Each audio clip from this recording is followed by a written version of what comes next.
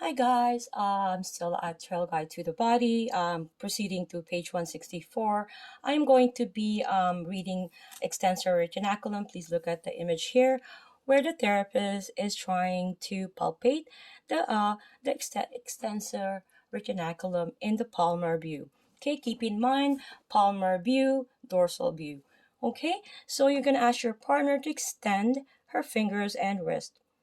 The pressure from the bulging extensor tendons will make the retinaculum more distinct.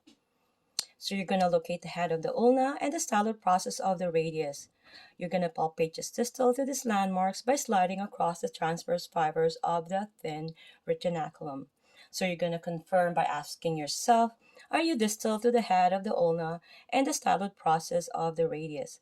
Can you distinguish superficial transverse fibers? Okay, so now please look at this image here where the therapist is trying to locate the extensor retinaculum in the dorsal view. Dorsal view, palmar view, my apologies. So radial and ulnar arteries, keep in mind as a therapist or as an educator or anybody in the medical health field, especially if you are regulated, you need to know, or unregulated, you need to know where all the arteries, all the nerves, all the um, my apologies, the veins that could be compressing when you put pressure on these muscles or tendons or ligaments. Okay, it's really important. That's why we're doing this, so that when a client comes to you, you are not going to look into your phone, into your book, and you know this by heart. Okay, so we're putting all this information as a permanent information. So the brain doesn't prune it out. So we're keeping them permanent. Okay, guys, so let's go ahead. The radial and ulnar arteries branch off the brachial arteries. Also, please watch my other videos with regards to the difference between ulnar nerve and median nerve. So you know the difference, okay? Also, what is a brachial plexus? What is a brachial artery, okay? So it branches off of the brachial artery and travel down the forearm to the hand. So the radial artery is often used for taking a pulse.